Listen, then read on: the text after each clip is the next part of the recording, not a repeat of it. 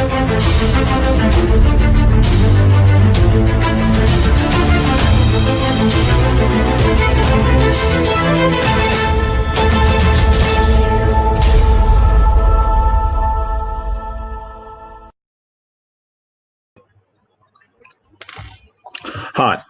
my name is Claude Shirati, and I'm very happy to have the opportunity to just talk to you about this topic, which relates to diaspora's contribution for the development of the Congo. I have lived in Australia over the last 21 years. I come from the DRC, as you can tell. I'm assuming you can. And I have, over the years, gone through the normal things that everybody does. You get a job, go through some sort of career development path, work for corporations. Until about 3 years ago, I decided that I didn't want to work 9 to 5 anymore. I didn't want to have to wait for a salary anymore. I wanted to invest, do business basically. So I'm an entrepreneur. I am a communicator. I was trained as a journalist, and I remain one, even though I don't, actually live out of journalism, but I do that from a passion. And I'm also, I'm also an author, and my first book is just going to be published next week. And I'll be talking to you about some of these things, about my books and everything that is in it in future videos. But today, I want to specifically talk about how we can improve the diaspora's contribution to the development of the Congo. All of us, Congolese living abroad, we have Congo in our hearts, and we want to do something about it. When you look into the social media, horizon, you see a lot of Congolese shows, Congolese analysts who talk about politics all the time. Most of it is about politics. There's a little bit of religion, and then there's a whole host of things, including music and you name it. But there's very little in terms of business and entrepreneurship. And I thought we do need some people to do something about this, and that's why I'm doing this video. When we talk about development, we really mean socio-economic development, because politics, as important as it is, it must be at the service of the economy and the society. That's why Bill Clinton said it's the economy stupid. And I'm sure you know what that means. So the economy is very important, and those of us in the diaspora who really want Congo to move forward, we need to see how we can improve our contribution into the growth of the economy of the country. We do have this, I believe, to be wrong habit of thinking that everything must come from the government. So you see a lot of people criticizing the government in the Congo, which is quite fair and legitimate. I don't have any issue with that, except to say that whilst there are many issues with the government, but the government is not going to resolve everything in the Congo. Whatever government it is, it may be Tshisekedi today, or Fayulu tomorrow, or Bemba, or Katumbi, or Kabila. Let's not even go there. Politicians, unfortunately, will continue to deceive. That's just my personal thought. Maybe one day we may have really a great leader who will give us all the satisfaction, but I don't think so. Whilst we have the political leaders we have, what can we do to help improve the country? That is the big question. And that improvement need not to be limited to politics.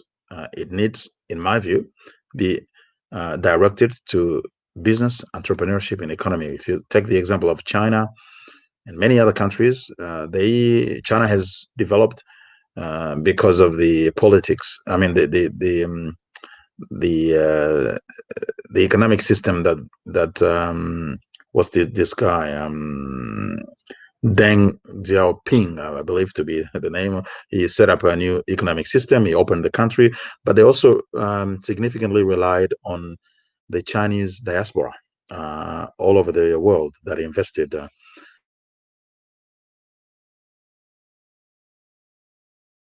you know, has been built over the years. Chinese have been going all over the world, for centuries, to do business, which is something that we lack in the Congo. We don't have that culture. It's about time we take our responsibility for those of us who understand the stakes to be able to do that.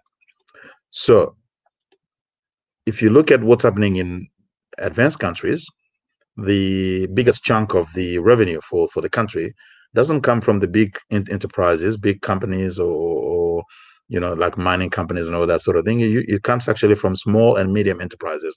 This is the backbone of the economy, and I suppose that's something we need to do in the Congo. We need to develop small businesses. All of us in the diaspora, especially those who are in the English speaking world, in the Anglophone countries, we know that, and even beyond, actually, businesses like Apple, Microsoft, Facebook, Amazon, most of these businesses working on it and developing it to, build a big business out of it. We can do that too. And I'm encouraging people in the diaspora not to rely so much more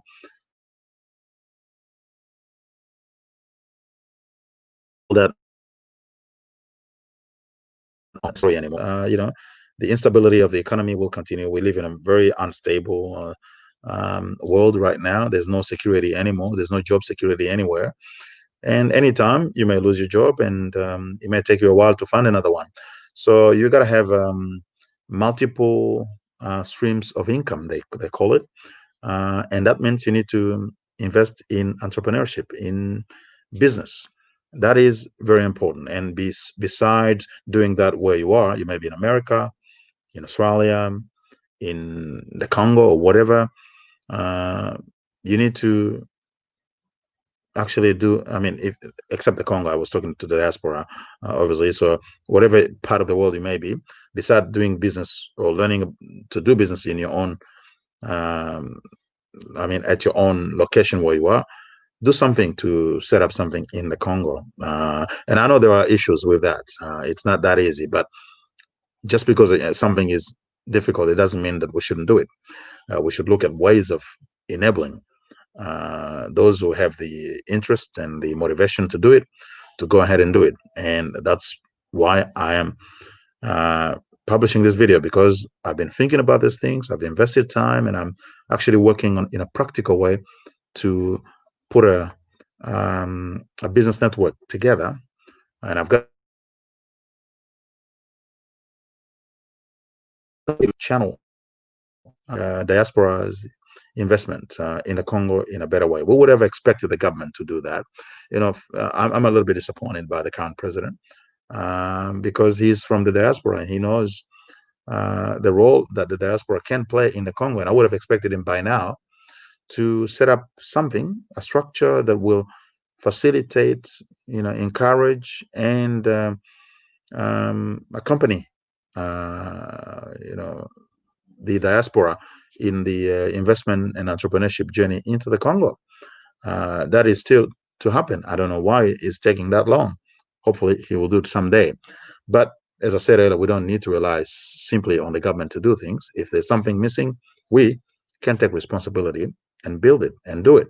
Eventually, they may listen. Eventually, they may come and support. And even if they don't, we may still have international organizations that may want to support, and our own forces. If we have people, I know there are a lot of Congolese who are in business in many places of the world. We can come together and we can create some form of collaboration through structured networks where we can support one another and develop things, build businesses in the Congo. Now, I know if I'm telling someone, okay, you need to get involved in business, you need to do something, they may say, oh, how do I do it if I don't have the money, or if I don't have the experience and all that sort of thing? But you got to start from somewhere. The good thing about life today is that knowledge is available. It's everywhere. Just go on the internet, you find pretty much everything you want. So start taking time to read books, watch videos, go attend seminars, and whatever. Get yourself into some sort of business activity and let the ball roll. And if you're really serious about what you want to do, you will get there. So I will be talking to you on a several, more frequently about business and some of the projects that we are doing. If you are interested in being part of the network that we are building, which is a worldwide network that will combine 4 groups: the business entrepreneurs, the business operators in the Congo, the professionals in the Congo who have excuse me, marketable skills that they can sell to businesses and other people who need it, and then the entrepreneurs in the diaspora, as well as the international investors. Put them into a network where we can facilitate projects. We can help people who want to get involved in business to learn business. We can share knowledge. We can share connections. We can share opportunities. And I've got a very, very structured platform that I'm putting together. And even if you don't have a business yet, you can be part of it as long as you want to eventually do business. You have some sort of income that you can start saving, and eventually at some point, or even you have access to finance where you are and you want to do business. We can all share the knowledge, the experience, the networks that we have, the skills that we have, in order to channel a lot more funding, a lot more businesses into the Congo in a variety of areas. There are opportunities in agriculture, in technology, in transport, in many, many things. I know that most of us have tried to do things in the Congo and we failed. There are a lot of reasons why that happened. That will be the subject of my second video. I don't want to take too long. I'll stop here, just asking you to make a comment and also contact us if you want. Subscribe to our YouTube channel, Investir au Congo, Invest in the DRC. We're on YouTube and on Facebook. There'll be a lot more publications coming after this one. We will regularly talk about a variety of issues and challenges and opportunities that relate to diaspora entrepreneurship and business in the DRC. Okay, I hope this has given you some ideas and you find some value into it. I'll be glad to talk to you again next time. It's been Clyde Sharadi from Melbourne, Australia, talking to you about investing in the DRC. Thanks very much.